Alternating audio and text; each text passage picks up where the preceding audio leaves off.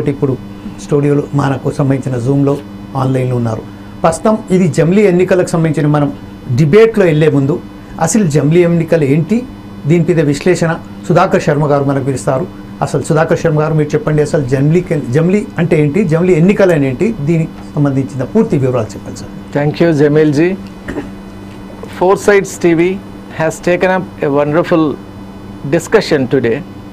ఈరోజు మనం అందరూ కూడా జమిలీ ఎన్నికల గురించి భారతదేశం అంతా కూడా చర్చించుకుంటూ ఉన్నటువంటి నేపథ్యంలో అసలు జమిలీ ఎన్నికలు అంటే ఏమిటి, జమిలీ ఎన్నికలు ఆవశ్యమా, అసలు జమిలీ ఎన్నికలు ఇప్పుడు రావడానికి ఉన్నటువంటి కారణాలు ఏవి మొదలైన విషయాలను ఇప్పుడు మనం తెలుసుకునే ప్రయత్నం చేద్దాం.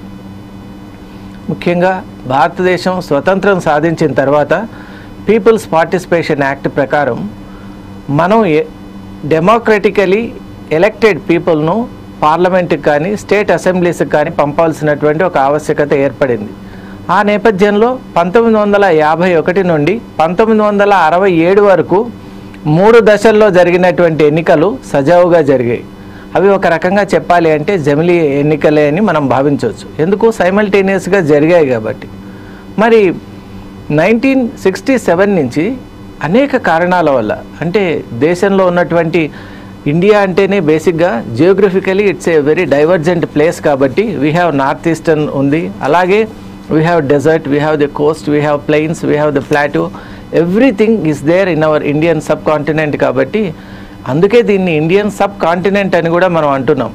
జియోగ్రఫికల్గా, ఎకనామికల్గా, పొలిటికల్గా, కల్చరల్గా, సోషియో కల్చరల్గా, అలాగే రిలీజియస్గా ఏర్పడినటువంటి పలు కారణాల వల్ల 1967 సంవత్సరం నుంచి కొన్ని రాష్ట్ర ఎన్నికలు లేటుగా నడవటం, కొన్ని అర్లీగా హౌస్ అనేది డిసాల్వ్ కావడం, అలాగే కేంద్రంలో కూడా అనుకోనటువంటి కొన్ని సంఘటనలు ఏర్పడ్డాయి. మీ అందరికీ తెలుసు కాబట్టి ఆ పరిణామ క్రమం ఏదైతే ఉందో అప్పుడు ఏర్పడినటువంటి ఆ పరిస్థితుల నేపథ్యంలో ఎన్నికల షెడ్యూల్ అనేది it got deviated into different time Jones. మరి ఇప్పుడు కేంద్ర ప్రభుత్వం నరేంద్ర మోడీ గారి ఆధ్వర్యంలో ఒక నిర్ణయం అనేది తీసుకునేది.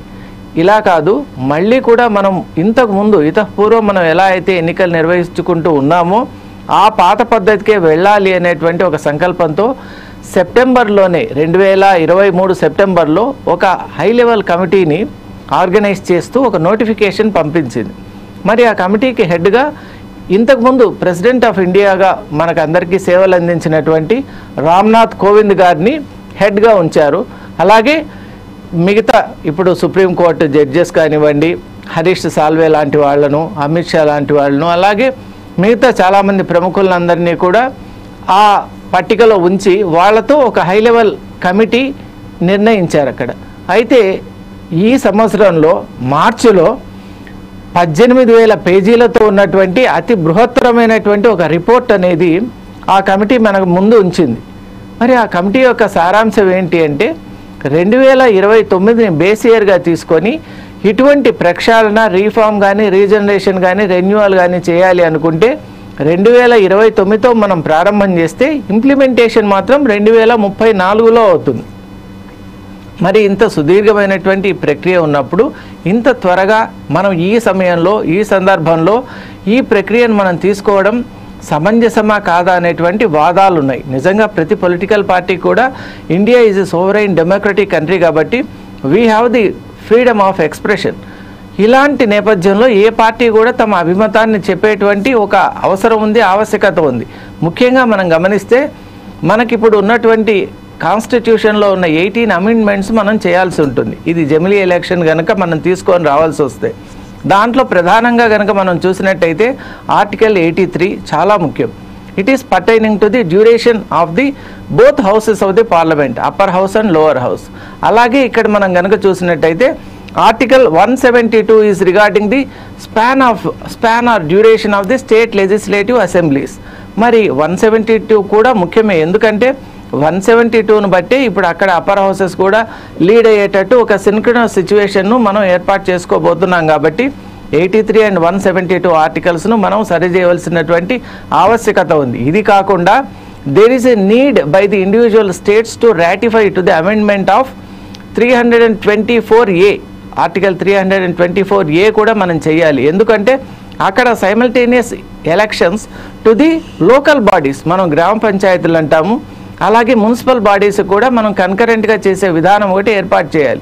ఇది కాకుండా ఆర్టికల్ 325లో ముఖ్యంగా ఇలా చేయాలి అంటే ఇప్పుడున్నటువంటి ఎలక్షన్ కమిషన్ ఆఫ్ ఇండియాకి ఈ పవర్స్ సరిపోవు కాబట్టి స్పెషల్ పవర్స్ దానికి ఎంపవర్ చేస్తూ అప్పుడేం చేయాలి, ఇలా చేయాలి అంటే కామన్ ఓటర్ సిస్టమ్ అలాగే కామన్ ఐడెంటిటీ సిస్టమ్ను కూడా మనం ప్రవేశపెట్టవలసినటువంటి అవసరం ఉంది కాబట్టి ఆ పవర్స్ కూడా ఇవ్వాలి. ఇలాంటి నేపథ్యంలో ఈరోజు 4 Sides టీవీ ఒక అద్భుతమైనటువంటి చర్చా కార్యక్రమాన్ని తీసుకొచ్చింది. దీంట్లో పెద్దలందరి యొక్క అభిప్రాయాలను తీసుకొని మనం అనాలిసిస్ అనేది చేయబోతున్నాం. థ్యాంక్స్ సుధాకర్ శర్మ గారు.